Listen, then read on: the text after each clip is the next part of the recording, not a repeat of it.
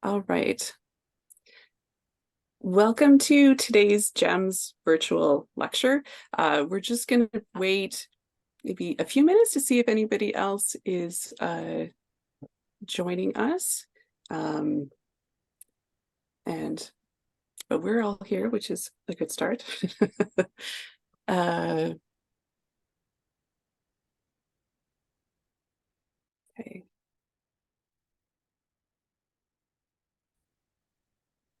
A few more people coming in.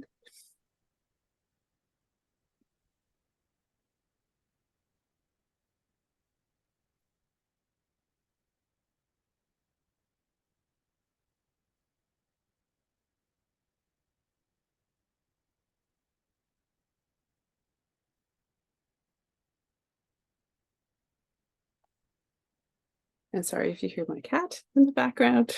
I shut my cat out. Hopefully you won't be able to meow through the doors. Sometimes they're pretty persistent. As I said, yes. If I shut her outside, you'd still be able to hear her, but I'm going to be muted soon, so it'll be okay. All right, well, let's get started. And if anybody else is joining, that's fine too.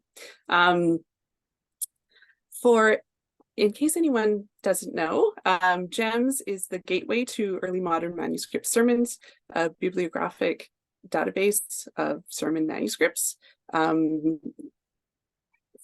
between 1530 and 1715, and includes manuscripts primarily from the British Isles and North America. I should say held in repositories in the British Isles and North America. We have, this is the 5th lecture in our virtual lecture series that is exploring some of the new sort of cutting edge approaches to sermon manuscripts, which is probably not a sentence you hear that often. Anyway, and we have the pleasure today of welcoming one of our longtime researchers with GEMMS, Hannah Yip, Dr. Hannah Yip. Hannah is a Leverhulme Early Career Fellow at the University of Manchester. She specializes in the cultural and emotional lives of early modern English clergymen. Her current project is entitled The Clergy and Artistic Recreation in Early Modern England, and her work has been published in the Journal of Ecclesiastical History, Reformation, and the Lancet Psychiatry. She also has co-edited a collection of essays, Writing Early Modern Loneliness, which is forthcoming with Palgrave Macmillan. And Hannah has dug up all kinds of interesting things in the archives for GEMMS over the years, including, as we'll see today, a number of lay manuscripts.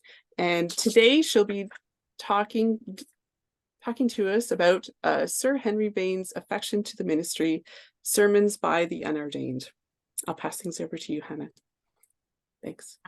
Thanks, Jennifer. Thanks very much. I'm really pleased to be here. And I will just share my screen. Hopefully it works. Great. On the 20th of July, 1684, John Erskine of Carnock, Fife, the student and future provost of Stirling, wrote in his journal that he heard the tutor William Dunlop preach at a garret in an unspecified location in Scotland. Erskine noted that the text was Canticles chapter 2, verses 16 to 17.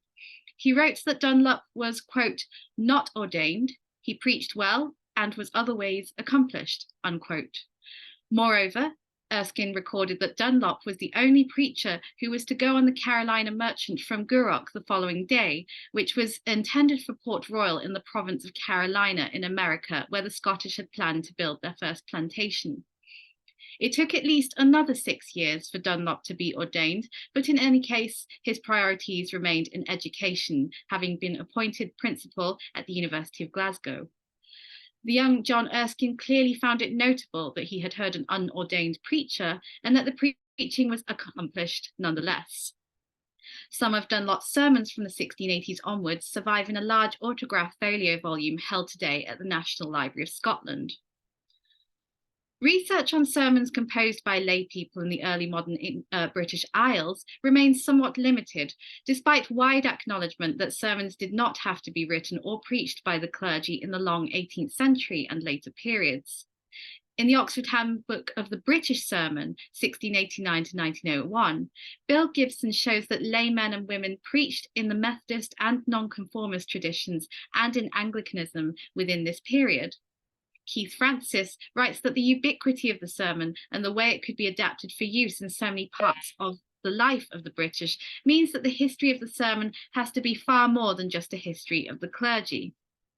However, for work on the early modern period, it is worth thinking about the work of Suzanne Trill, who identified the first sermon by a female writer, a courtier of Queen Anne of Denmark, which survives in an extraordinary presentation manuscript at the British Library. And unfortunately, no photography was permitted for this manuscript. And in any case, I wouldn't be able to access it owing to the sad situation that the BL is in at the moment.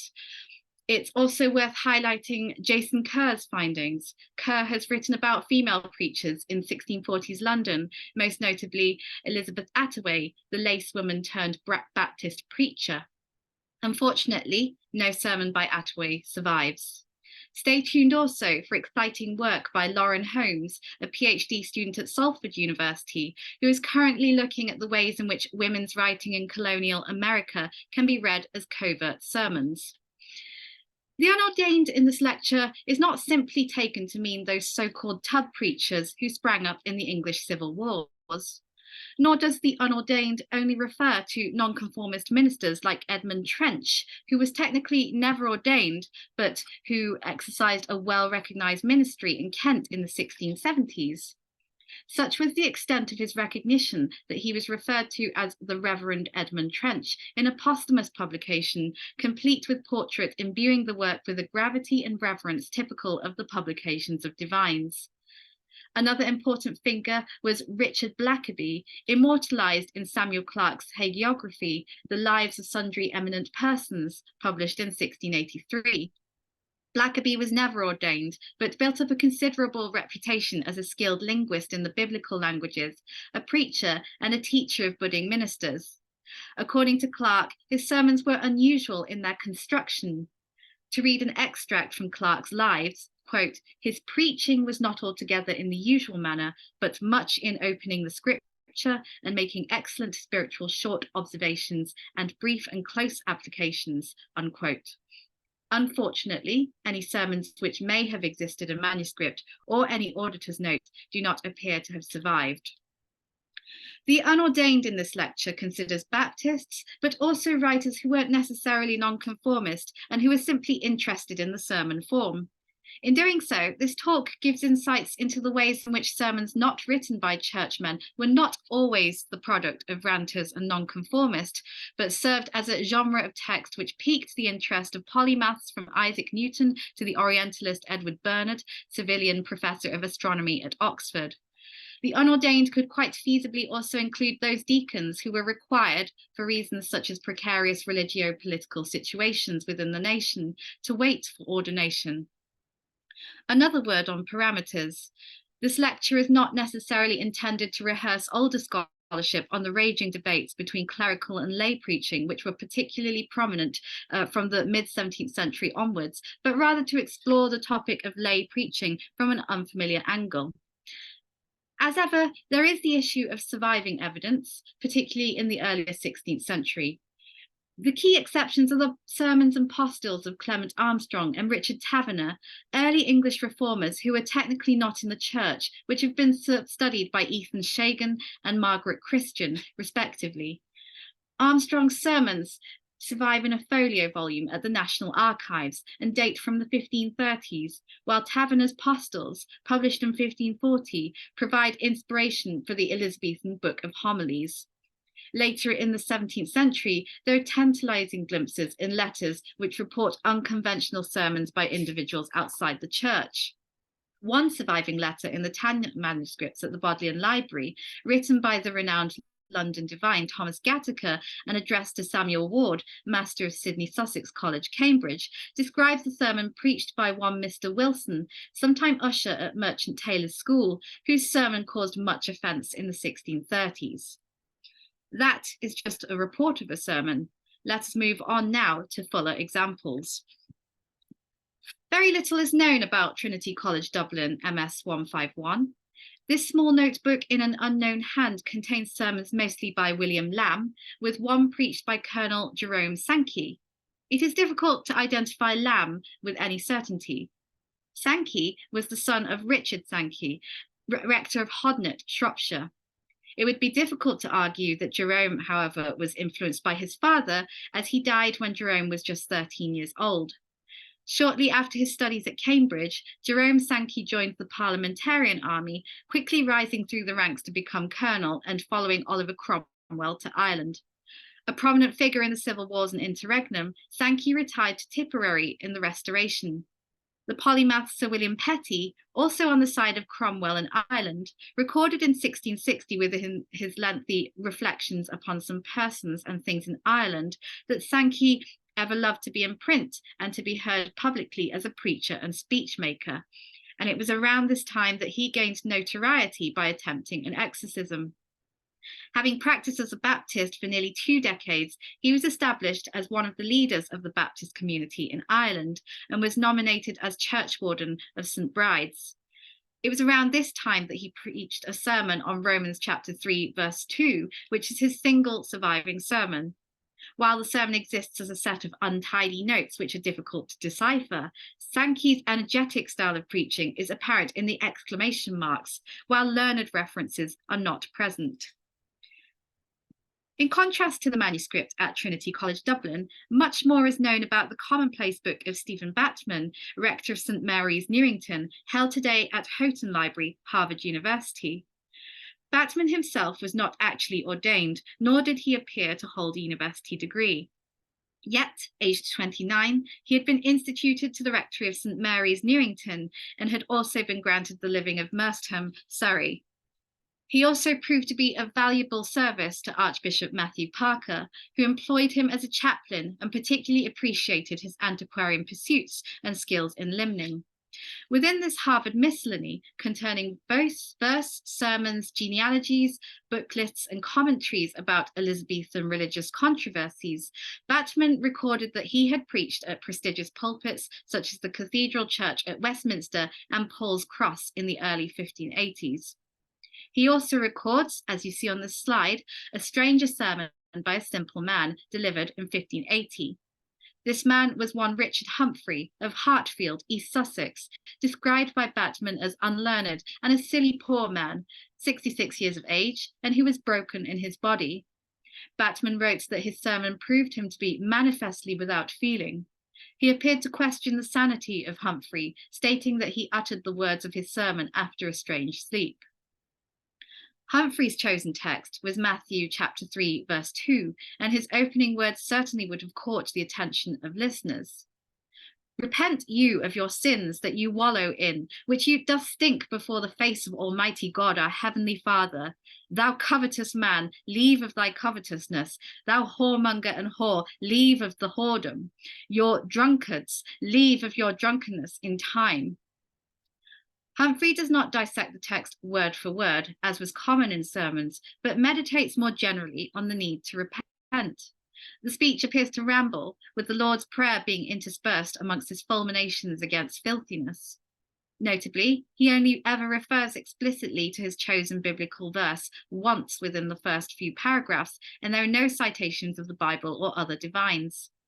However, although he does not refer to the text as such, there is still a structure. A lengthy harangue against covetousness precedes a denigration of whoremongers and whores, according to his opening attack on these types of sinners, although he did not refer to the sin of drunkenness again. One can only speculate on why Batman decided to listen and write a fair copy of this sermon by an elderly layman, if not to learn from it, as he may have learned from and been inspired by a sermon of a contemporary divine. It is unlikely, too, that he would have written down their sermon as he would have written down the sermon of an adversary, something to read in detail and to contest in his own work. Indeed, the single sermons of Jerome Sankey and Richard Humphrey were recorded by others, meaning that there are the obvious questions about perception, reception, and memory. We will turn now to a manuscript where those questions about perception, reception, and memory are of particular interest, considering that it is a daughter who is noting down the sermons of her father. I have written elsewhere about ordained clergymen using the sermons of their clergy fathers, uncles, and grandfathers to help write and preach their own sermons. But in the case of National Art Library, Forster 48, D41, we have a layperson, Margaret Vane, noting down the sermons of the lay preacher, Sir Henry Vane. Sir Henry Vane was the oldest son of Sir Henry Vane the Elder, the courtier. Henry Vane the Younger's dealings in religion manifested themselves from an early age. As a teenager, he underwent an intense spiritual crisis, lamenting his past comfortable lifestyle as disloyalty to God and a way of sin, but he did not appear to put these thoughts into practice. He attended Magdalen Hall, Oxford, for a few months, but did not matriculate or graduate, following which he travelled to Europe. Growing dissatisfied with the state of religion in England, particularly Laudianism, he became embroiled in religious matters in America.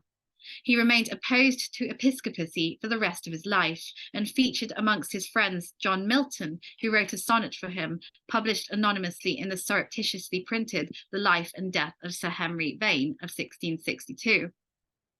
Milton presents Vane as religion's eldest son, that is to say, it was Vane who was the one who had the power to settle peace and to lead the country to religious liberty. In any case, Vane was not primarily a religious leader, but a politician and committed Republican. It was particularly during times of retirement from political life, out of choice and necessity, that his theological interests came to the fore, firstly in The Retired Man's Meditations, published in 1655, and also in this single surviving manuscript sermon. So firstly, the manuscript itself. It is a quarto volume and bears the distinction of being the only volume of early modern manuscript sermons held at the National Art Library. There are no single sermons in manuscript dating from the early modern period held in this repository either. It was acquired by the National Art Library not because of any connections with visual art or material culture, but because of the man who had owned this volume previously. John Forster was a journalist active in the mid-19th century who was a friend of literary figures such as Dickens, Charles Lambe, Robert Browning, and Alfred Lord Tennyson. He had a vast library of over 18,000 books and pamphlets, along with a collection of Dickens's manuscripts, which he left to his wife and which were then bequeathed to the Victoria and Albert Museum. Forster 48 D41 is a collection of sermons preached from 1658 onwards, compiled by Margaret Vane. There is also a copy of a letter from Henry Vane to Henry Carey, along with some expositions on Job. On the opening leaf is Margaret's signature. She records that she began the book in July 1677. The opening sermon is entitled "The Last Sermon My Dearest Father Preached at His Own House on the Sabbath Day, just before he was sent to the Tower." As Vane had been arrested at his Hampstead home on the 1st of July 1660, it is to be observed that Margaret was writing this fair copy of her father's sermon over 17 years after the event. We don't have any other, more contemporary witnesses of this sermon, such as notes written by another auditor or a copy printed immediately after the event, to make any comparisons. Vane's text is a lengthy one, Jeremiah chapter 45, verses 2 to 5, which appeared to resonate with the ill-fated Republican leader. Vane begins by introducing his congregants to the figure of Jeremiah, who was, quote, "a choice and dear servant of the Lord's that on proof and trial had showed himself very courageous and bold in the service of God," unquote. According to Vane, Jeremiah was a faithful witness to a rebellious people. It seems that Vane did not see himself as Jeremiah, but as Baruch, Jeremiah's secretary, who was ailing yet faithful to his master. Vane's sermon displays some characteristics of a typical sermon by an ordained minister, insofar that there are observations and uses. But owing to the lengthy choice of text, Vane does not dissect the biblical verse word for word, but uses it as a general springboard for an exploration of the themes of forsaking, abandonment, and redemption. The sermon is rather sprawling in its execution, for example, when Vane begins to discuss the state of mind of Baruch. The following passage is illustrative of this. Let us consider the frame of Baruch's spirit. Woe is me, says he, for the Lord has added grief to my sorrow. This was much that such a black, dismal prospect should compass Baruch about after all the experience he had had of God. He could find no rest at all in any way that would gratify flesh and blood, no visible support or help, and that which adds to his sorrow is that the Lord seems to have had a hand in this, and when Baruch comes to see it, he thinks it a woeful time of day with him. And that's how it just keeps going on, and I won't go on. What is more, Vane is sometimes inaccurate in his citation of the Bible. When discussing God's anger with his corrupted people and his need to destroy them, he cites Genesis chapter 6, verses 14 to 15, rather than the previous two verses. An important distinction to make, as Genesis chapter 6 verses 12 to 13 outlines God's intention confided in Noah to destroy his earth, while the following verses deal with God's instructions to Noah to build the ark. Although I should note that it is entirely possible, of course, that this was Margaret's mistake in the transcription. Like the sermon of Richard Humphrey, which we explored earlier, delivered 80 years before, Vane has difficulty in sustaining his material and building it to a natural conclusion.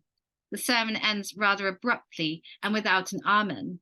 To read out the final paragraph, the Lord is able to give in such satisfaction to the soul that a saint chooses rather to die than to live. Let us not then be afraid as to what God is doing with us, for though we seem to be absolutely at the will of our enemies, yet they shall go no further than God will let them, for they are limited by God, who is above their counsels. The poor suffering saints has a God that does look after them and cares for them, and all things he will cause to work together for good to those that love and fear him.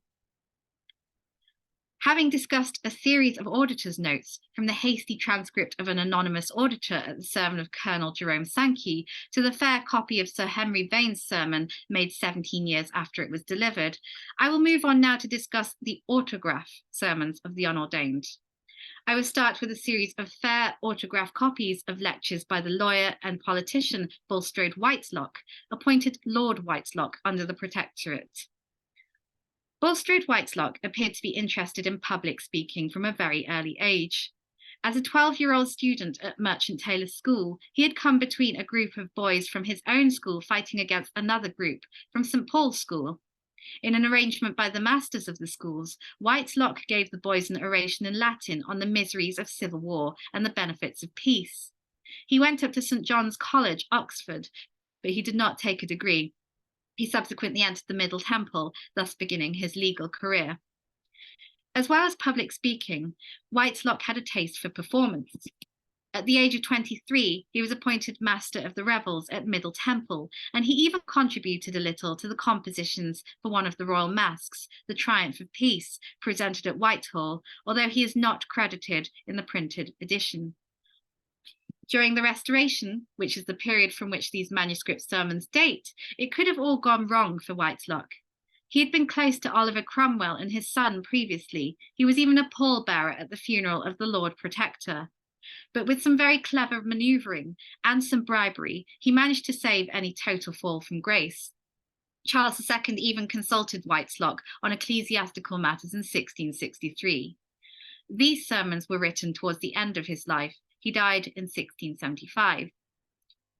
I have found with autograph sermons by unordained preachers in the 17th century that the genre of sermon is frequently called into question. Whitelocke does not actually call his texts sermons, but lectures, which implies, according to John Donne's distinguishing of the two genres at least, that his priority was to preach doctrinal points rather than to exhort. Lectures in this era also denoted a pedagogical series on a text. Such a description is appropriate for these texts, which formed a series on Psalm 127, chapter 1, and which were preached at his home at Chilton Lodge, Berkshire. The occasion is given as celebrating the new buildings at his estate. This was probably in reference to his programme of refurbishing the large house begun in 1666. No specific date, other than the year of 1667, is specified, although it may have been from April onwards, as his diary, a separate manuscript, records that he had had visitors approve of the building and that, moreover, he had preached to his family. His first lecture runs to over 30 pages. Its opening is worth reading out in full. The business wherein we are at present engaged in this place hath put me upon this subject to speak something to you concerning building, and I have made choice of this text as not impertinent for our occasion at this time, and hoping that from thence we may gain some spiritual advantage. Whitelocke goes on to explore the origins of the biblical verse, namely as an instruction from King David to his son Solomon to build a house for God, before outlining the two principal doctrines. The first doctrine Whitelocke preaches is that if the blessing of God is absent, all human endeavours are in vain, while the second doctrine is simply the opposite statement with the opposite outcome. There is admirable coverage on Whitelocke's part of many key features of a sermon. There is the translation and exposition of the original Hebrew, the citations of divines from the previous generations, along with the Bible and key classical authors such as Virgil and Cicero, designated respectively as the poet and the orator, and marginalia in Latin. He also takes care to map out for his congregants the structure of his oration, stating that his final application would encompass some cautions touching building. In reality, the application appears in a later sermon as he runs out of time. Whitelocke preaches on the roles of the master, mistress, children, and servants in the household, claiming that if they were to follow their duties, they would enjoy happiness and comfort in their temporal abode on earth. What is more, he argues, if the house is not well run, the mind will roam, and one will be given more to unsettlement, wandering abroad to seek for satisfaction and contentedness. Whitelocke also employs the rhetorical device of prolepsis. Once again, extracts from this particular passage are worth reading out in full. You may perhaps object that some families are built up by pride and covetousness and oppression, and yet they thrive and wax great and wealthy and powerful in the world, although they continue in all luxury and wickedness. And some other families may be seen who call upon God and live soberly and honestly, yet prosper not, but fall into penury and misery. Whitelocke counsels his congregants to follow the example of David and trust that those former families would be brought into desolation. While the title of these lectures specify that the audience was his family, household might have been more accurate, as Whitelocke also referred to others beyond his nuclear family. When presenting an observation on the latter part of his texts, they labour in vain that build, he addresses his congregants directly by stating the following. There are a great many of us here who are concerned and employed in the present building in this place. This admonition reaches all of us and is worthy to be observed by us. In short, this lecture series was free from controversy, largely free from controversy, being constructed around one carefully chosen text which enabled Whitelocke to prioritise domestic matters. In this lecture series, Whitelocke did not feel it necessary to justify his anti-clericalism, although, as Blair Worden has shown, he wrote about his views in his manuscript entitled Annals of His Own Life. Whitelocke never got into hot water for his conventicles, although the nearby church sometimes sent a spy. Indeed, Whitelocke's preaching was not exclusively for his family, but also for outsiders who wished to attend. One of these was none other than William Penn, the Quaker leader and founder of the province of Pennsylvania. Sometimes Penn preached at Chilton Lodge himself. In 1711, Penn published Quench Not the Spirit, a selection of Whitelocke's sermons. Penn's fulsome epistle describes the sermons as, quote, upon the root and spring of all divine truth and knowledge, unquote. The epistle ends with a note explaining that the manuscripts of the sermons came from one of the daughters of Whitelocke. This particular copy of Quench Not the Spirit, held at the British Library, shows some minor engagement on the part of an anonymous reader, but it is not possible to tell when this reader might have made their marks. It is useful, in fact, to turn to printed versions of sermons by the unordained.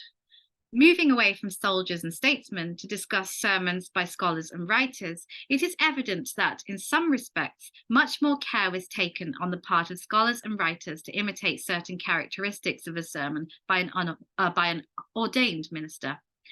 Printed specimens, especially from the 16th century, are rare but not non-existent. The writer and translator Francis Mears, 8 years after completing his studies at Pembroke College, Cambridge, published a sermon entitled God's Arithmetic as a self-styled student in divinity. Living in London at the time, having never been ordained, and with no official post, ecclesiastical or non-ecclesiastical, Mears dedicated his sermon to his kinsman, John Mears, High Sheriff of Lincolnshire. If one were to read God's Arithmetic without knowing who had written it, one would be hard-pressed to tell the difference between this text and a sermon by a churchman. Mears's chosen text is Ecclesiastes chapter 4, verse 9, 2 are better than 1, and immediately he captures his reader's attention with a rhetorically heightened passage linking this utterance by Solomon with Genesis chapter 2, verse 18, it is not good that the man should be alone. Mears follows this by establishing the 3 points for consideration, the first being that society is good. Mears proceeds to dissect the text, bringing in quotations from the Old and New Testaments, along with original Latin citations of the Church Fathers, repeating key phrases and concepts to impress these directly on the reader and engaging in hypophora. On reading the first half of the sermon, there is little reason to suspect that the work was written by a layperson. Even a passage in which Mears criticizes the attitudes of antisocial clergy would not have been out of place in a sermon written by a divine commenting on the behavior of peers and colleagues. Christ, argued Mears, did not carry himself strangely among the people, but convened and taught with them. Perhaps the giveaway appears towards the end of the sermon, as Mears does not, perhaps, manage to sustain his argument as successfully as an experienced sermon writer.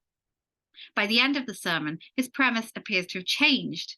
Rather than focusing on the question of society, Mears ends the sermon by appearing to exhort female readers to love their husbands. In doing so, he argues that they will turn two into one and have unity in society with Christ forever. Finally, it is notable that the text does not end with Amen, but with Finis. As we have seen with the lectures of Bulstrode Whitelocke, there is a need to allow for a coalescing of genres. This text could equally be called a treatise or a meditation, even though it displays predominantly the characteristics of a preached early modern sermon. In any case, God's Arithmetic was to prove a fruitful exercise for Mears. 2 years later, after a productive period of writing and translating, including the translation of some devotional works by the Dominican friar Luis de Granada, he was ordained deacon and priest at Colchester, eventually becoming instituted to the rectory of Wing, Rutland, where he was also master of the grammar school there. However, he did not publish any other sermons, nor do there appear to be any survivals in manuscript. God's Arithmetic appeared under the heading covering the biblical text Ecclesiastes chapter 4, verse 9, in the bibliographer William Crow's exact collection or catalogue of our English writers on the Old and New Testament, published in 1663. Mears's son, also called Francis, followed a similar path to his father, although he did not publish any sermons, nor do there appear to be any survivals in manuscript. Francis Mears Jr. took some time before he was instituted to any rectory. Although he was ordained deacon upon being awarded the degree of M.A. from Trinity College, Cambridge in 1632, he was not ordained priest until 5 years later. He had to wait 23 years before being instituted to several rectories in Leicestershire. Between that time, he served as master of Uppingham School in the same county. He finished his career as Archdeacon of Leicester. More work can be done on these schoolmasters who served for a long period teaching and directing administrative duties at schools before embarking upon careers as preachers to follow Anne Hughes's work on Thomas Dugard. But, of course, much depends on surviving sources. Sometimes manuscript sermons by scholars are to be found within their notebooks. A small notebook compiled between 1666 and 1667 by the orientalist and mathematician Edward Bernard contains notes in Arabic, a tract entitled One Faith, short notes of an anti-Catholic sentiment, and a sermon on Ephesians chapter 4, verses 4 to 6. Like Colonel Jerome Sankey, whose sermon was discussed towards the beginning of this lecture, Edward Bernard's father was a clergyman. Joseph Bernard was curate of Paulsbury in Northamptonshire. Similarly, it cannot be said that Edward Bernard's father had much of an influence on the young boy, as he died when Edward was 6 years old. A precocious teenager, gaining knowledge in classical literature and Hebrew at Merchant Taylor's School, Bernard matriculated as a scholar at St John's College, Oxford, in 1655. At the time of the composition of this sermon in 1666 or 1667, Bernard was college reader in mathematics and had not yet been awarded the degree of BD. The sermon appears to be in draft form, as there are many insertions and deletions. The sermon opens with an address to the dignitaries at the University of Oxford, notably John Fell, Vice-Chancellor and future Bishop, the proctors, and the governors of the colleges and halls, along with Richard Bailey, Dean of Salisbury, and a long thanksgiving to God. He also included specifically, somewhat unconventionally, but befitting for a scholarly environment, thanks for the writings of the Church Fathers. Finally, Bernard gives thanks to Sir Thomas White, former Lord Mayor of London, for founding St John's College at Oxford. Bernard proceeds with a bidding of prayer, in which he includes prayers for Charles II, Catherine of Braganza, and the rest of the royal family, Parliament, the established church, and the universities, before writing out the Lord's Prayer in full. Bernard was clearly mindful of the level of education which his auditors had. Directly under the Lord's Prayer, he writes, "I shall not need to commend to you the benefits of unity in general." An interesting feature of his preaching comes at the very end of the sermon, when he appears to mirror the repetitions within his biblical verse, Ephesians chapter 4, verses 5 to 6, which goes as followed: "One Lord, one faith, one baptism, one God and Father of all, who is above all and through all and in you all." Bernard prefaces his final exhortations with the word "you are come." For example, "You are come at last to Jesus, the mediator of the new covenant," shortly followed by "You are come not as one of the Magi to Jesus in the cradle, but rather to receive and hear his sobering doctrine." Of course, repetition for emphasis is not a unique feature of this sermon alone, but what we see here is that Bernard is appropriating techniques from ordained preachers to make his oration especially effective. Bernard might have been able to pursue a career in the church, but mid-career he never fully took up the opportunities presented to him, his principal passions being in mathematics, astronomy, and Arabic. In 1672, he was presented to the rectory of Cheam in Surrey, even though he was not ordained, and Peter Muse, consecrated Bishop Bath and Wells in the same year, chose Bernard to preach at his consecration and made him his chaplain. However, Bernard resigned these appointments just months later when he became Professor of Astronomy at Oxford and Fellow of the Royal Society. And yet, he continued to fluctuate in his career choices. Surprisingly for a scholar of Bernard's stature, he did not publish many works, but perhaps most interesting for our purposes is his private devotion and a brief explication of the Ten Commandments, a collection of prayers for different occasions, published in 1689. In 1691, Bishop Peter Muse presented him to the rectory of Brightwell, Berkshire, and it is around this time that we can see from his correspondence that he was keeping up with his reading of sermons. Within the correspondence of Thomas Smith, a fellow orientalist, there are several letters written by Edward Bernard which show his investment in reading and attending sermons for the remainder of his life.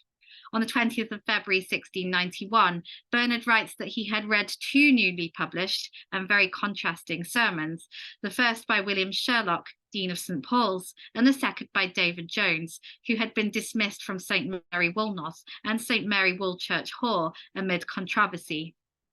Amongst complaints against Jones was that his sermons attracted dissenters. About one preacher named Larocque, about whom I have been able to find nothing, Bernard was critical of his rather run-of-the-mill sermon, which was rushed into press. We can but wonder whether Bernard thought he could have done better. These letters can be found in the GEMMS database under Bernard's name, see under linked reports. When Bernard died 6 years later, he was buried at St John's College Chapel, Oxford. The Bodleian bought several valuable books and manuscripts, including his own writings from his widow for the substantial sum of £340. Other books were auctioned, and it is instructive to examine his theological texts in the printed auction catalogue. It is interesting to note that the preface to the catalogue, written by the auctioneer Edward Millington, introduces Bernard as the Reverend and Learned Dr. Bernard, although it is the Oriental manuscripts and printed books which are particularly outlined as potential highlights for suitable collectors. Amongst a rich collection of the works of church fathers, biblical commentaries in various different languages, and works of wider learning, there are some Samelbender, which contain printed sermons by contemporaries, including Richard Bentley, another Royal Society divine, who, like Bernard, is remembered today more for his standing as a scholar than as a churchman. Having read a sermon by a mathematical divine, it is appropriate to finish this lecture with a look at a draft of a sermon by none other than Sir Isaac Newton, composed in the late 1670s and conjectured to have been delivered at Trinity College, Cambridge, where he was a fellow. This sermon is a passable imitation of one by an ordained minister, at least in its opening. As this draft is only a fragment, however, it is difficult to ascertain whether the sermon in its entirety would have been interchangeable with a sermon written by the ordained. Newton's fragment encompasses several characteristics of a typical sermon, namely its acknowledged place within a sermon series, techniques of rhetoric, including rhetorical questions, and scriptural citations. He opens by referring to a sermon which he had preached previously, which was on the same text of 2 Kings chapter 17, verses 15 to 16, reiterating its salient points. He proceeds to elaborate on some of them, supplementing his arguments with other biblical citations, including the books of Jeremiah and Hosea, although it might be argued that his exploration of these other texts would have proved to be too meandering for certain persuasions in the context of late 17th century England. Rather a long time, perhaps about 15 minutes of speech, judging by its word count, is taken to lay out its groundwork. Newton's theology was to prove the source of inspiration for a Church of Scotland minister in the 19th century, namely Thomas Chalmers, minister of Tron Church in Glasgow. Chalmers was far more interested in mathematics and natural philosophy. His studies of the latter in particular fed into his sermons. His series of discourses on the Christian revelation, viewed in connection with modern astronomy, published in 1817, cite Newton on multiple occasions. According to Chalmers, theology of Newton, with its stability and sureness, was intertwined with rigorous intellect and philosophy. A contemporary reader, Benjamin Newton, rector of Wath, North Yorkshire, presumably no relation of Isaac's, noted in 1818 that Chalmers' sermons on astronomy expressed the highest admiration and respect for Newton's modest and firm faith in Christianity. While Thomas Chalmers and Benjamin Newton may not have known about this particular specimen being in the possession of Newton's descendants until 1936, it is evident that Newton's theological thought held relevance long after his death. The single surviving sermon by Newton provides, for us today, a direct insight into Newton's theological thought. By examining sermons composed by the unordained, this lecture has sought to redirect the focus of scholarship on early modern preaching. Much is to be gained from studying how individuals with varying levels of education came to write sermons, why they did so, how they interpreted and transformed the genre, and the ways in which these oral discourses were influential, if at all. We can learn from theatre scholars such as Matteo Pangolo, whose book Playwriting Playgoers examines plays written by amateurs to provide insights into audience expectations, formal elements, and theatrical practices.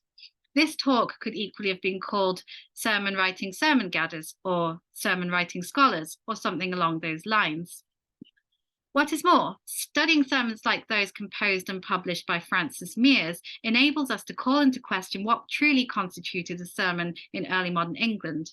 Generally believed to be a discourse upon a biblical text delivered by an authorized minister, such parameters do not allow for those compositions which were never preached and which were written by lay people. In fact, the recent special issue of Silage Critique, which focused on genre trouble in early modern English writing, might have also included the sermon in its dialogue. These texts by the unordained do not suffer for being written by those outside the church, but are sometimes capable of displaying the strongest literary qualities which a sermon could display, namely what Peter McCulloch refers to as a careful combination of argument and rhetorical elaboration. Such works follow the Horatian injunction to teach and delight, just as much as a sermon by the ordained, sharing the same objective to exhort and edify. Thank you.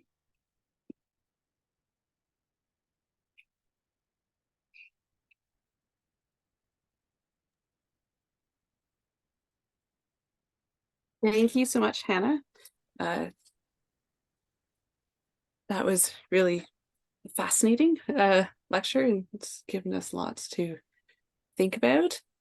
And I don't think I introduced myself. I'm Jennifer Fruch. I'm the research associate for GEMMS. And so I'm going to handle the questions now. If anybody has questions, or if you need a minute to think, I can ask Hannah something. I'm not seeing. Oh, okay. There is a question. That's probably not your name, but please go ahead. Yeah, sorry, that's not really my name. Yes, I didn't think so. Hello, my name is Lucas. I'm a student at the University of Palacky in Olomouc. So I'm from the Czech Republic, and I was wondering, what was Vane's opinion of the Pequots, if you know, because there was something that I couldn't get my hands on any articles describing more in detail what was his opinion. I do know that I think he was the governor of Massachusetts Bay Colony. So I know that he was interfering he was connected with the war against the Pequots in the 17th century. And I was wondering if you have some more details about this interaction. Even though I know it's not exactly connected to this topic, I was very interested into that, and that was partly the reason why I participated in this lecture. Thank you very much. Sorry, I missed the name of who you were talking about. Could you repeat? Oh yeah, Henry Vane. Henry Vane. Yeah, sorry for my pronunciation. No. Sorry, I couldn't hear. You wanted to know his connection with what? Sorry. Oh, with the Pequots. The Pequots. I'm not sure how it is in it. Pequots? Yes. Pequots? Yeah, I think so. Actually, it's funny because I don't think I'm the best person to ask. I didn't. Actually, is anyone more better informed about Henry Vane's connection with the Pequots?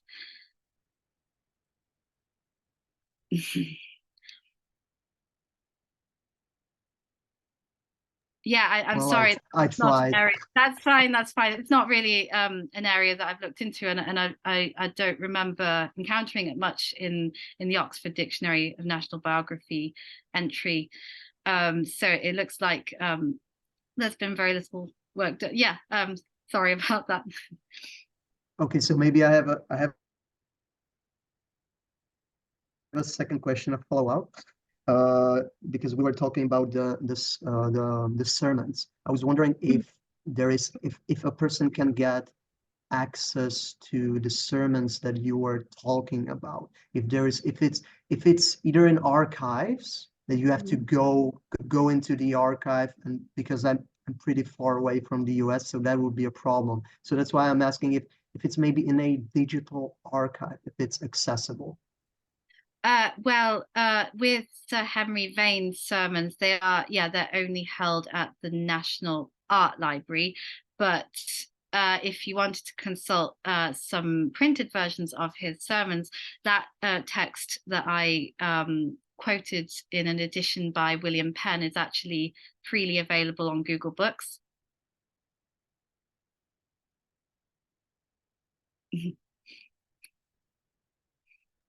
Thank you very much. Thanks. Are there more questions? Oh, Mary. Hi, Hannah, that was brilliant. Thank you very much. I'm very interested about the way that you track cases where the lay person is somehow sort of on the way to ordination, and the career changed or derailed, or there was a change of focus or whatever. There is this very awkward period, isn't there, between graduating MA and being able to get ordained priest.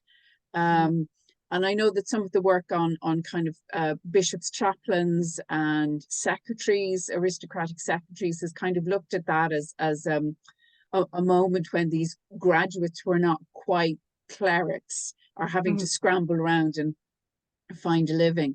I'm wondering, can you say a little bit more about how these lay sermons are perhaps, some of them seem to be aspiring clerics, and some aren't. Some are people who have no aspirations that way.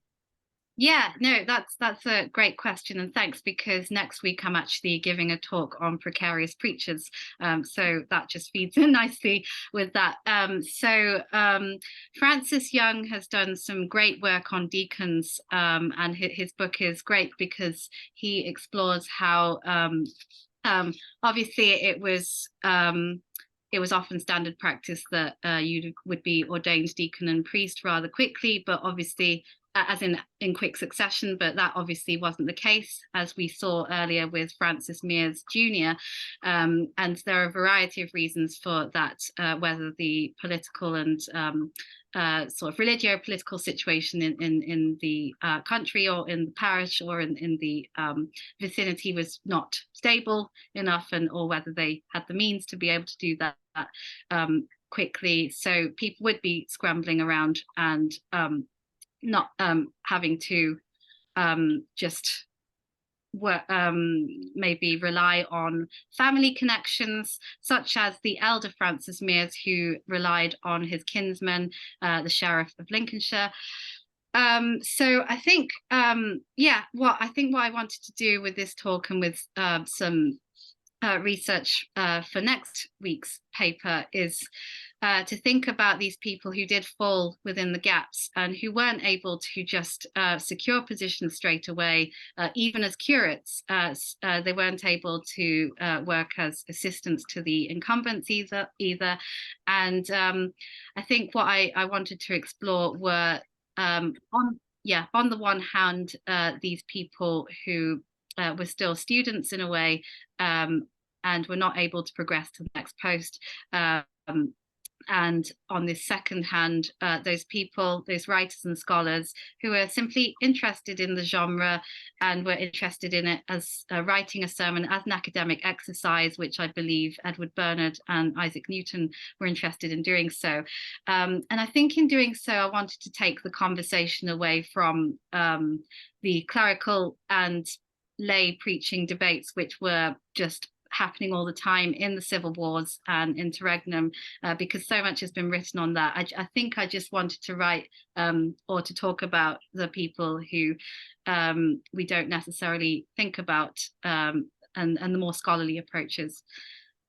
There's so much to talk about, but Yes, the connections between what you're saying there about the scholars who don't want to be preachers and what Anne was saying in the last talk about her lay Puritans who are compiling and sifting and editing and reworking the sermons that they hear. It suggests lots of different levels of engagement, much more kind of positive reception of the sermon, rather than just much more lay interaction with the genre and with the sermons they encounter. Oh yeah, and I would also add there's much to be done in women's writing as well. I think that's starting to be done as well, where women would obviously, and that relates a little bit to Kat Evans's talk, where women would hear sermons and then have their own writerly response to them in the form of meditations or poetry and such like. Yeah, it's fascinating. Thank you very much. Are there other questions? Brent? Thanks for that wonderful talk, Hannah. It's great to see GEMS used so fruitfully, and interesting to dig into, a corner of sermons that are often not explored. Just first an observation. I don't really have a great question, I'm afraid, but just to note that there's so many literary connections in these people. Like for Francis Mary's more famously known for Platistamia, right? So I guess maybe one question there would be, do you see, I mean, how literary is his sermon? Do you see any connection between that interest, the collection of a commonplace book, and of what we would consider literature in a certain kind of a way, and his sermon? But think about Stephen Batman also. He's the mythographer, right? And Henry Vane, different kind of literary connection, more of a friendship with Milton, but he was also a writer of polemic, I think. Interesting that there really is, as you say, a connection to a literariness that maybe inclines them to explore the sermonist genre. But maybe with Mary's, do you see any connection between his commonplace interest, his interest in poetry, and the sermon, or are they really compartmentally distinct? I would say actually more compartmentally distinct. So it's as if he's putting on another hat to write in this way. And it's such a shame that no other existing sermons survive by him, because it would be interesting to compare those approaches. I have always wanted to think about John Marston as well, because obviously John Marston left, stopped being a playwright at some point, and then became a preacher for about definitely well over a decade, probably nearly 20 years or so, and there are no surviving sermons as far as I can tell, and it would have been so interesting to see if he brought his experience in the theatre to those sermons. And the fact that he just changed careers completely is quite a mystery to Marston scholars, so that would definitely be worth checking out. And as for Vane, yes, he had this connection with Milton, and that's very interesting. I would also say that I wouldn't say that connection necessarily makes its way into his sermon, because I think he was more as you say, more dealing with the polemic, more interested in that side of things. But he too could put on different hats when he wrote the Retired Man's Meditations as well. So it feels like they all had different strings to their bow. Yeah, interesting. Interesting that you mentioned Marston too, because very much like Donne, also a satirist of the 1590s. So it'd be interesting to see that connection too. But yeah, thank you so much for a fascinating paper. Thanks. Okay. Helen Kemp has written a question in the chat. She said she has kind of uncertain internet, so that I should just go ahead and ask it. She says, thanks for a very stimulating paper. I was interested to hear about Bulstrode Whitelocke referring to his sermon as a lecture. Have you come across other examples of this? Should we start with that question? Or, well, I guess the other one is related. Is the doctrinal lecture a specific genre of sermons that can be identified?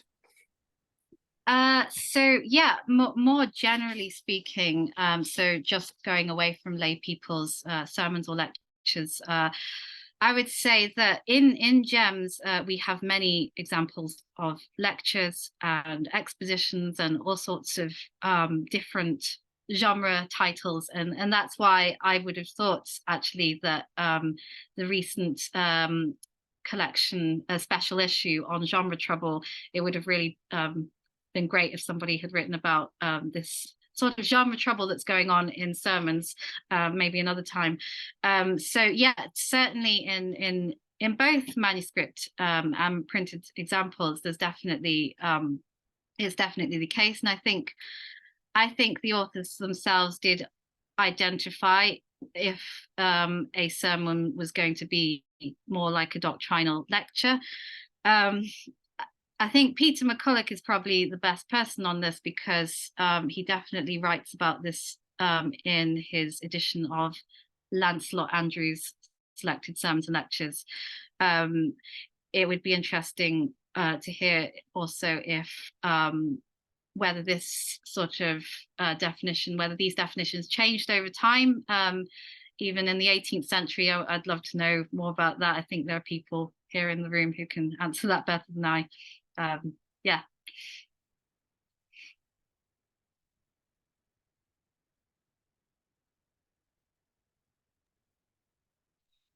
I could talk briefly about the 18th century, though Francoise might be able to say something about this too if she wants to. Who I see here. I mean, we certainly have sermons being referred to as lectures as well too. It's been a long time since I looked at these, but I can't say offhand whether there's the same, if it's used systematically to be distinctly doctrinal. It's complicated, but there's also specific, like, weekday sermons are often called lectures, at least in the 18th century, and they have established ones, so that kind of muddies the distinction a little bit. Francoise, I don't know if you want to say anything. Maybe she's not in a position where she could do it. Anyway, so there's certainly something that carries over to the 18th century, but it might not be as clear of a distinction. Jean, did you want to say something? Oh, well, I did. I mean, first of all, Hannah, that was just brilliant. Thank you very much. I think the question you're raising about genre trouble is so important. And you've shown how GEMMS, can help people for the strands and try to unpack this over time, as well as you say, in particular instances.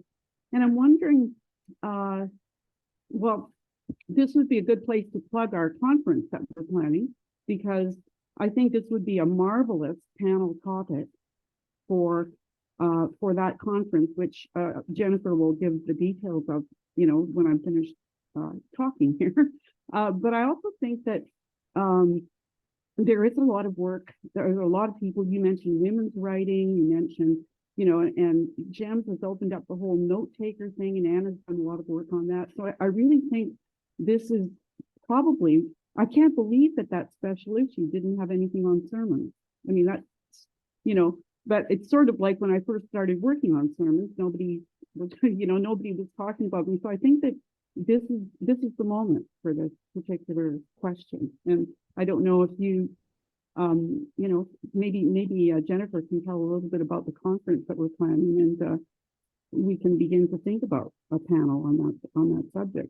I mean, do you have anything else you'd like to add about that, Hannah?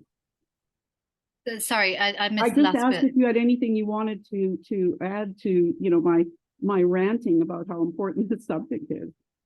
Yeah, well, I've found in the Oxford Handbook of the British Sermon, Keith Francis is quite useful at the end, where he talks about where we need to consider what the sermon could be, what it could have been transformed into if it was one thing at one point, and then it metamorphosed into something else according to who was writing the sermon, or who was preaching it, or who was noting it down. I definitely think that conversation needs to be made in the earlier periods as well.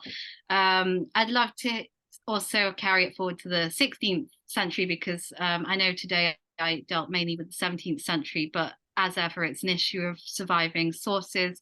I know that GEMMS has helped us a lot in bringing up those 16th century sources more to light, because I remember reading, I can't remember who wrote this, but that they said that there just weren't many 16th century surviving sources, sermons, full sermons, and I feel like GEMMS has really brought that to the fore, and I think it's possible to have this conversation over a much longer period, and not just the 18th century onwards.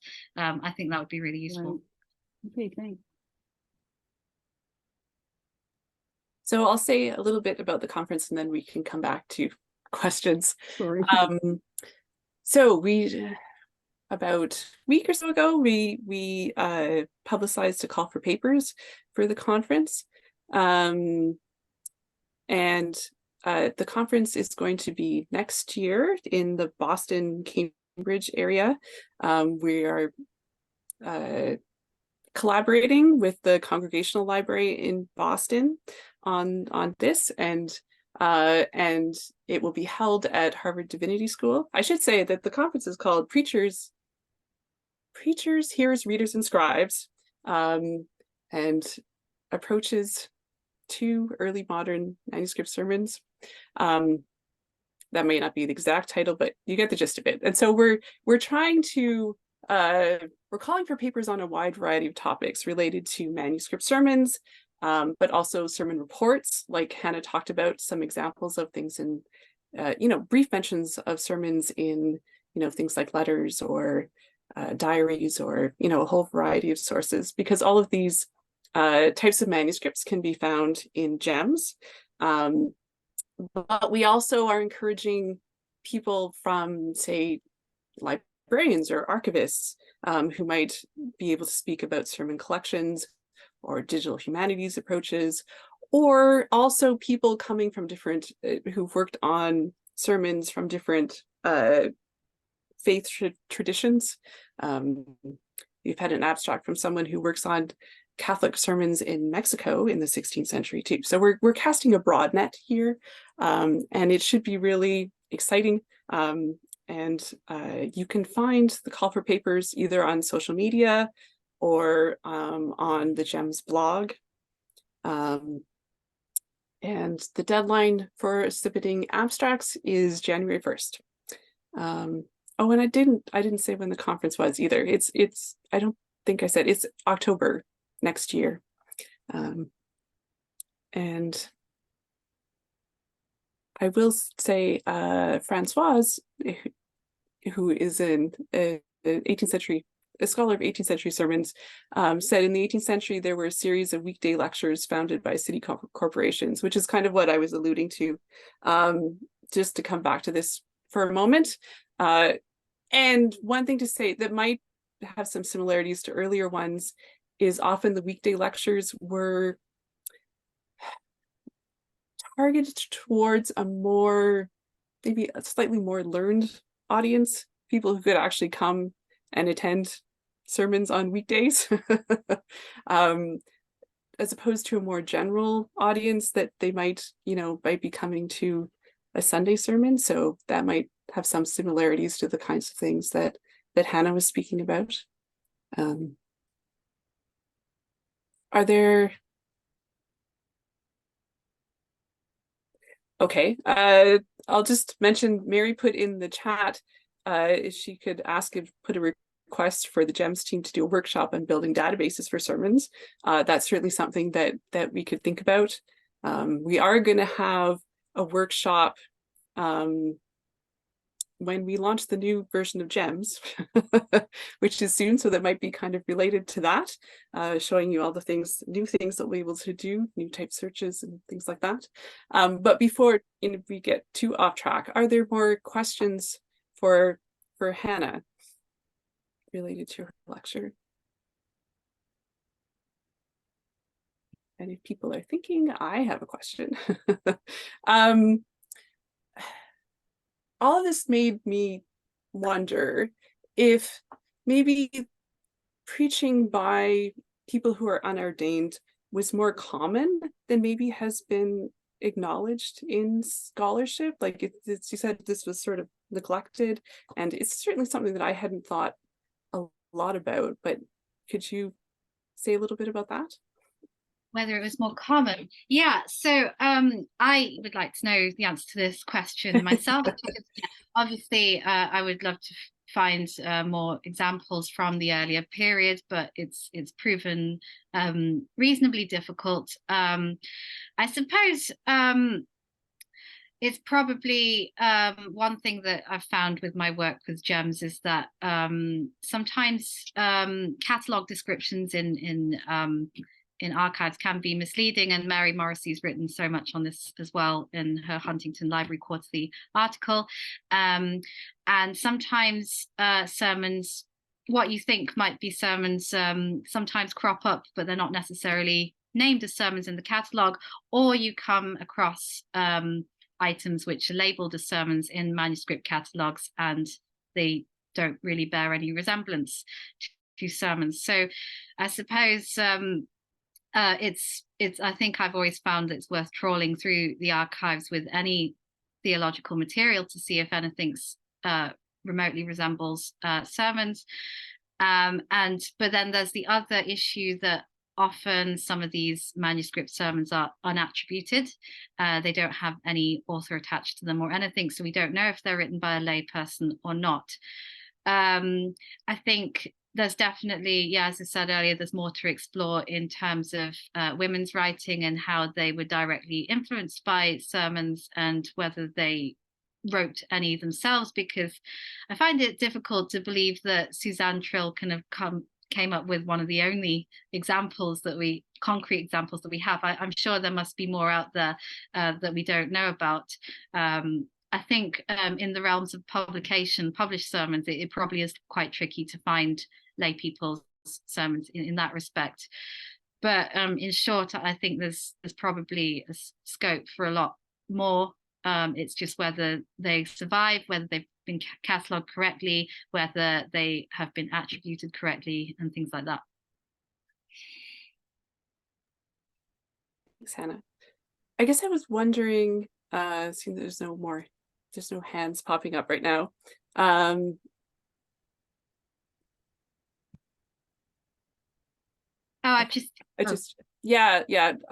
Francoise was adding a couple of questions here. She said that in the 18th century, there's the well-known example of Samuel Johnson writing sermons. So that would be similar to some of the other examples of writers that you've given here. Sorry, there's something else coming up on the chat here that I kind of missed. Oh, okay. Brent and Mary are discussing the kind of workshop they might have in mind.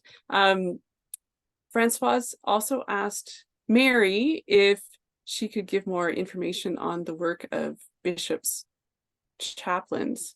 Mary, do you want to pop in for a moment?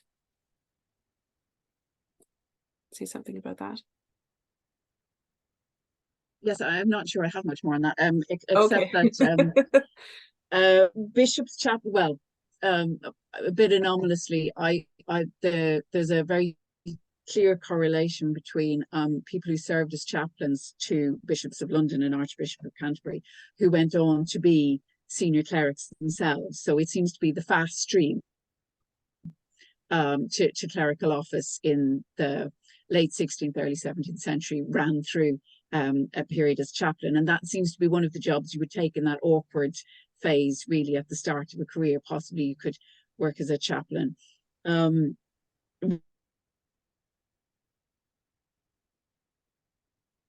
When you were newly ordained or waiting for your first living, to kind of set you up for that sort of job. It's actually Ken Fincham has been putting together information about because chaplains weren't part of the kind of diocesan machinery. They were part of the bishop's household. So we don't have records of them the way we have records of other clergymen, except where, we have to just find mention of people saying that they had been chaplain to somebody else. But where we do have the information, it does seem to be a job that young men do on the way to more senior clerical office. I was interested in it because they're the people who are in fact doing a lot of press licensing. And the kind of appointing of Paul's cross sermons. It's the sort of job that you get the chaplain to do because the bishop is too busy. But it reminds me, as Hannah said, the kind of precarious bit of a career. I think thinking about this in terms of the precariat, the early modern precariat, is very useful. I think it does kind of give you a sense of the limited options these people had in the years between graduation and ordination, and the importance of having a network of patrons to help you find your kind of first living, as it were. Right, that's all. Can I follow up on that? Not that I have anything to say about bishops' chaplains, but it just made me think about, you've looked at a wide variety of examples of these, whatever you could dig up on unordained sermons. And I'm wondering if you could talk about the relationship of these sort of the people who might have become clergy but didn't, and the sermons by people who weren't following that path at all, or perhaps less learned. Like, are there similarities or differences between them? Like, should we be putting them in the same category, or are they different categories? I would say, yeah, that's a really interesting question. It's difficult to say with the people who wanted to become clergy but didn't quite manage it in the end. Sometimes in the records they just fall off, and you don't hear anything beyond. If you're reading the alumni Oxonienses or alumni Cantabrigienses, and it says they've got their BA and their MA, and then maybe they were ordained, or maybe they weren't even ordained, and they just fall off the record and you never hear about them again. And if they don't have any surviving outputs too, we don't know what they might have written and stuff like that. I think what's been a challenge, I suppose, in this research is where we come to my other interest of the emotional lives of the clergy and how they were feeling when they couldn't get a position, or when they when they were working very hard and they were just unable to get their first living, or they were working for very little money as a curate. And I think there's some evidence in correspondence where we find people begging William Sancroft for a living, or just something to tie them over, or even those whose livings aren't worth very much, and they ask for another living to support them. So I've always found it very interesting that there's a lot of written about the greed of plurality, but there's not much written about plurality as a necessity, and I've always found that very interesting. And then as for the scholars who were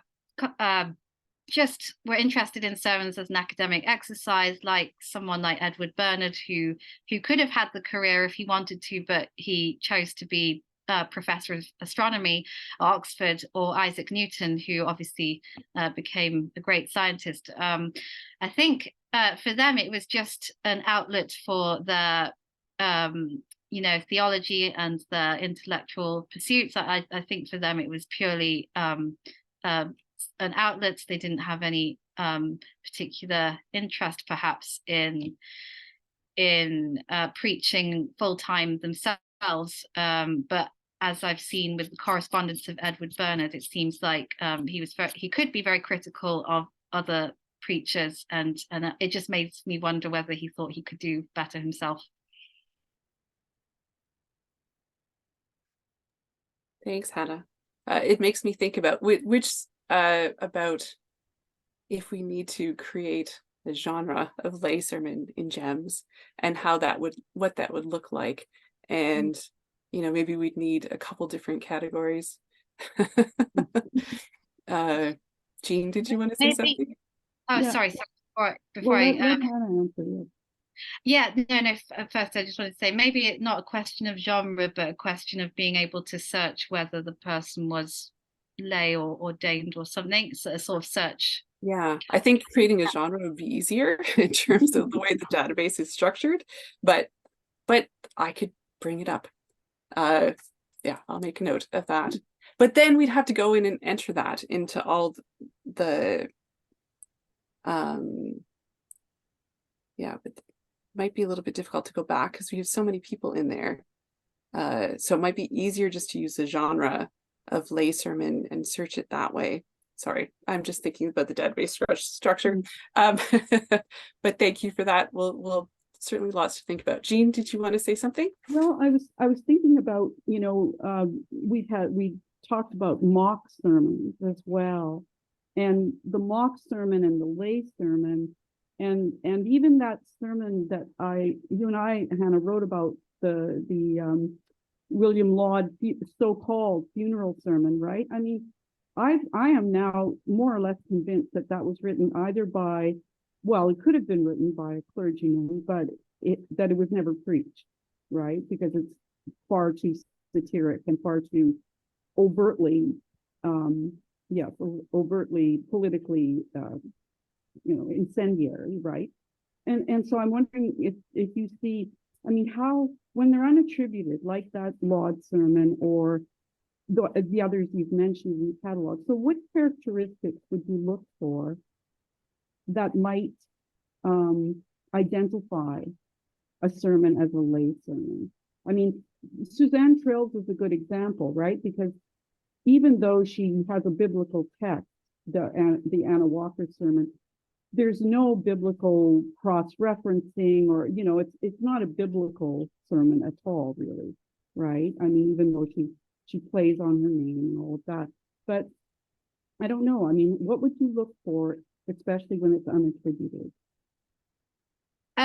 Sometimes if they themselves called it a sermon, sometimes if they would title it themselves sermon on X, Y, Right. or Z, or maybe they'd call it exposition or lecture or other. It's a shame they never call it homily, actually, which is another interesting topic, which I'm very interested in. But I think how to find out whether it's a lay sermon, it's got no title or any attribution or anything, that would be very, very tricky, because I would have thought it would be how they reacted to the biblical text and how they drew meaning out of it. But as the definition becomes more and more troubled, it can be very, very tricky. I think it's a case of gathering a lot of data and just making a lot of comparisons. I think we're just starting to scratch the surface with lay manuscript sermons, especially fuller examples, and I think it's just worth gathering that data and seeing what we have so far, and seeing the similar characteristics or different characteristics.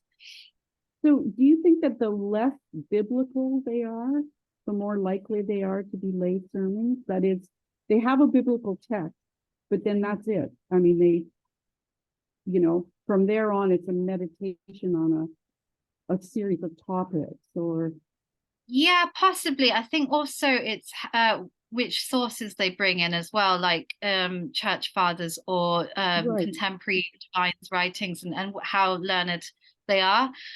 But as I say, I think a lot of the sermons I discussed in my talk were many of them didn't bring in many external references in that respect, but they were still quite strongly identifiable as sermons. So it's a tricky question.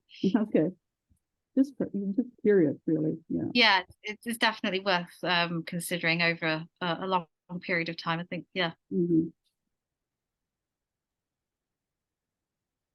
Are there any more questions before we wrap things up for today?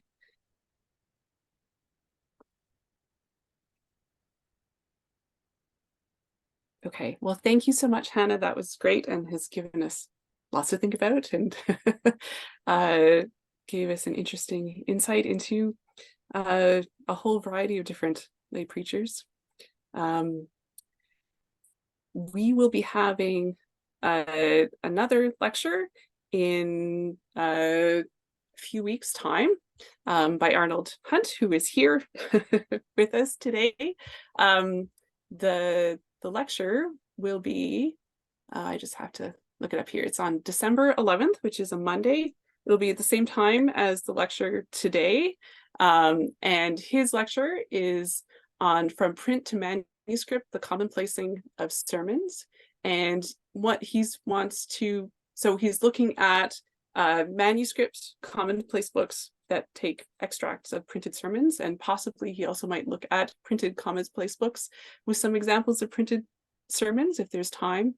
And some of the questions he's considering are, what can commonplacing tell us about the way that printed sermons were used and read?